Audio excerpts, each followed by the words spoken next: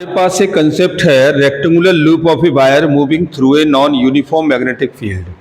अब किसी non uniform में इलेक्ट्रोमोटिव फोर्स हम डिफाइन करें तो ये हमारे पास एक रेक्टेंगुलर स्लाइड है जिसकी लेंथ ए बी और बी सी सी डी और ए डी के साथ। तो ये अब देख रहे हैं कि ये किसी मैग्नेटिक फील्ड में इसको रखा गया है, इसकी गिवन वेलोसिटी भी रखी गई है। इसको जब ऐसे मोशन कराते हैं तो उस पर दोनों ही स्लाइडों पर हमारा जो है यू शेप में था, तो उसमें तो एक ही पर मैग्नेटिक फील्ड थी। अब यहाँ दो हो जाएंगे तो दो मैग्नेटिक फील्ड हो जाएंगे, एक B1 और एक B2। इसका मतलब है एवरी टाइम हमारी मैग्नेटिक फील्ड चेंज होती रहती है। अब मैग्नेटिक फील्ड चेंज होती है तो टोटल हमारे पास जो फोर्स होता है वर्क कितना हो रहा है, F dot D L plus F dot D L, और ये BC प्लस डी है। तो ये BC कौन सा, ये वाला, और ये इन दोनों पर, इन दोनों के लिए नहीं है, निकले जीरो हो जाएगा भाई, इन दोनों के लिए रहेगा। तो ये कितना, इसके लिए आप F is equal to Q V V1 और W डी एल माइनस के क्यू वी V2 W, या हम इसे DL भी कह सकते हो, L भी कह सकते हो भाई। अगर ये लेंथ L है तो आप इसे L भी यूज कर सकते हो। तो ये वैल्यू हमारी W की जगह हम इसे L भी कह सकते हैं। तो ये ऐसे भी हो जाएगा Q V V1 L minus के Q V V2 into L के साथ। तो यहाँ से Q और V और L कॉमन आ गया, तो ये B1 माइनस के B2 के साथ। तो आप इस तरह से भी यूज कर सकते हो। तो ये W की जगह आप L भी ले सकते हो ये। तो दैट इज द वैल्यू हमारे पास आता है ये 1/, और ये हम जानते हैं E इज इक्वल टू होता है F अपॉन Q के साथ।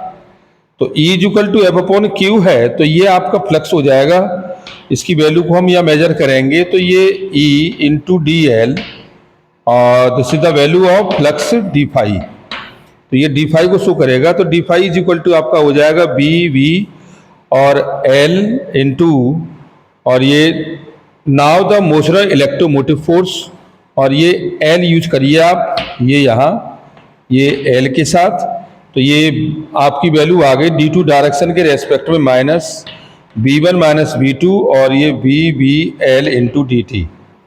इस dt को हम नीचे ले गए तो D phi upon D T is equal to, ये वैल्यू हमारे पास आई ये BB, इसको आप L यूज करें तो माइनस के B1 minus B2 B into L के साथ। तो ये हमारे पास इलेक्ट्रोमोटिव फोर्स हो गया। तो आप ये कह सकते हैं कि E इज इक्वल टू होता है D phi upon D T.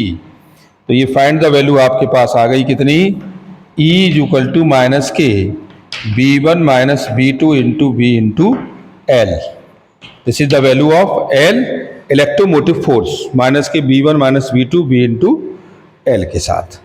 तो ये हमें इसमें ये फैक्टर है कि वो कह रहा है कि अगर एवरी टाइम हमारी अगर रेक्टेंगुलर साइडें अगर चेंज रहेंगी तो उसके साथ उनका मैग्नेटिक फील्ड भी वेरी करता है, और उस लेकिन but the formula is the similar, formula वही सेम रहते ही, सिर्फ चेंज होता है तो उसकी मैग्नेटिक फील्ड का डिफरेंस आता है।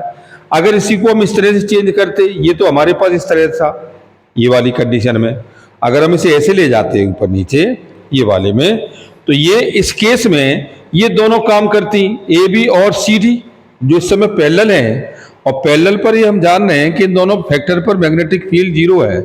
लेकिन ये दोनों जो परपेंडिकुलर हैं ये जब चल रही हैं तो ये फ्रिक्शन के साथ मैग्नेटिक फील्ड बना रही हैं।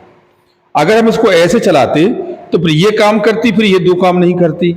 लेकिन कॉन्सेप्ट में कोई वेरिएशन नहीं आता, कॉन्सेप्ट वही रहता जो हमारे पास है, क्योंकि फिजिक्स के अंदर किसी भी चीज़ को हम 3 डायमेंशन में कहीं भी उसको मूवमेंट करा लें उस पर कोई इफेक्ट नहीं पड़ता है। Thank you very much.